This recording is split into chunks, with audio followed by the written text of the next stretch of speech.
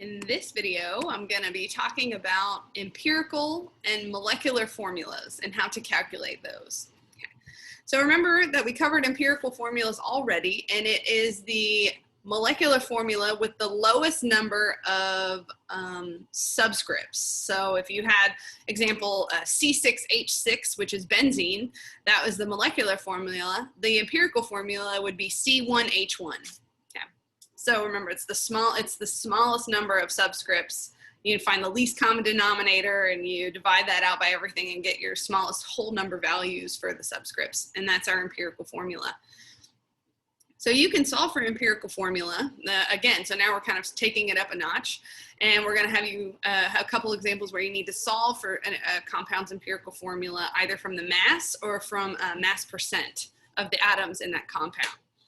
So if you are trying to get to the empirical formula and you know the mass, let's say our compound is it's AX, like we don't know what those elements are, but it's a two atom compound, it has A and X. If you're given the mass, you'll have to divide the mass of atom A by the molar mass of A to figure out how many moles of A you have. So the goal is to convert all the masses into moles of the corresponding atom. And once you're in moles, you again look for the lowest and smallest number of moles between A and X, and you divide by that, okay? And so that gets you your A to X ratio. And then if you need to, if necessary, let's say that the ratio was 1 to 1.5. So you need the smallest whole number amount. So 1.5 is not going to work for us because you don't see subscripts that have 1.5 in chemical formulas. We need whole numbers. There's no such thing as half of an atom of hydrogen. That just doesn't exist. So we need whole numbers. So if it's 1 and 1.5, to get to the smallest whole number, you would multiply everything by 2. So the ratio would be 2 to 3, right? Because 1.5 times 2 is 3, and 1 times 2 is 2. Anyways, let's look at some examples, okay? So, for example, a compound is determined to contain 1.71 grams of carbon and 0.287 grams of hydrogen. So calculate that its empirical formula. So again, we're starting with grams. We're gonna have to use our periodic table and find the molecular weight of each. So carbon weighs 12.01 gram for every 1 mole. Remember, we need to set it up so that we are canceling our units to get to moles, and hydrogen weighs 1.008 gram per 1 mole. So if I have this many starting grams, if I divide by the molecular weight, grams cancel and I'm left with moles. Okay, so here's our number of moles of carbon and hydrogen. So now we find the smallest number between these, which is going to be this one, the 0.142 moles, and we divide each of those by the smallest one. So carbon, you divide those two, and hydrogen, you divide it as well. And you see that the 0.142 divided by 0.142 is 1, and 0.284 divided by 0.142 is 2. So the empirical formula is CH2, right? Notice that I had both whole numbers, not any like a third or a half that I'd have to multiply out so that we only have whole numbers. This worked out very nicely so that it was just all whole numbers in the end here.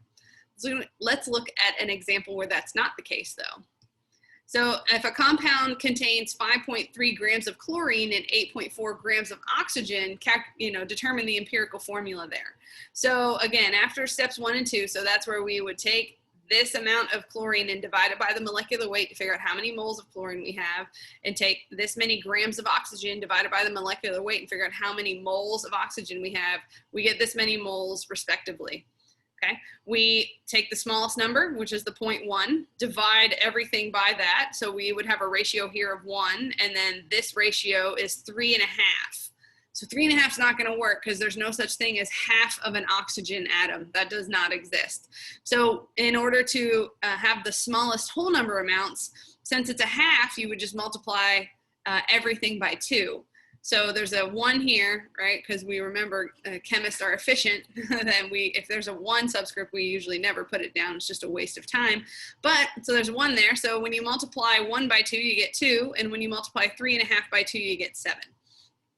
If the value had been 3.3, then you should multiply everything by 3, because that's kind of like saying it's a third, right? So to make a whole number out of a 0.3, you would multiply it by 3. So just keep that in mind. It's a little bit of playing with fractions in our head. Another way to calculate percent, the empirical formula though, is from percent composition. So here's an example of that. So instead of just giving you the mass of everything, I can tell you what's the percent of the atoms in the compound. So the bacterial fermentation of grain to produce ethanol forms a gas with a percent composition of 27.29% carbon and 72.71% oxygen. So what is the empirical formula of this gas? So if they're going to give us percentages, you just need to say, okay, fine. And then if I have 100 grams of this gas or whatever it is, then how many grams are only due to carbon? How many grams are only due to oxygen? So if you make up that number of 100 total grams, that is how percentages work, right? 100% is whole. So if I have 100 grams of this compound, then I have 27.29 grams of carbon. So that's how we get this value right here. If I have 100 total grams of this gas and 72.71% is oxygen, then 72.71 grams is in 100 grams of it, right? So here we start with our grams, so that's the extra one step you would take. So you'd have to convert percentages to grams, and you can do that easily if you just assume you have 100 grams of it. So then we convert grams to moles through the molar mass of the compounds. And we get our ratios. We find the smallest ratio, which would be the 2.2, and divide that out by everything. And we find that the gas is C1O2. Remember, this is a covalent compound because carbon and oxygen over here in our non-metal region of the periodic table. So when we name it as carbon dioxide. So we're using that extra little subscript there. All right, so hopefully you're feeling pretty confident in your ability to calculate the empirical formulas. So how do we calculate then the molecular formulas if we know the empirical? And what you'll look at is you'll look at the ratio of the molar mass of the molecular mass, so the whatever is the big one, divided by the empirical formula mass. And then you figure out that it's N formula units. So this is almost easier to show you an example. So a compound has an empirical formula of CH2O. Remember, the empirical formula just has the lowest number of subscripts, like the least common denominator of subscripts. So the ratio of the compound will always be, for one carbon, you'll have 2 hydrogens and 1 oxygen. Okay. So you would calculate what's the formula mass of this. So carbon is 12, hydrogen's 1, oxygen 16, roughly. So let's see, 12 plus 2 is 14, plus 16 is about 30. Okay.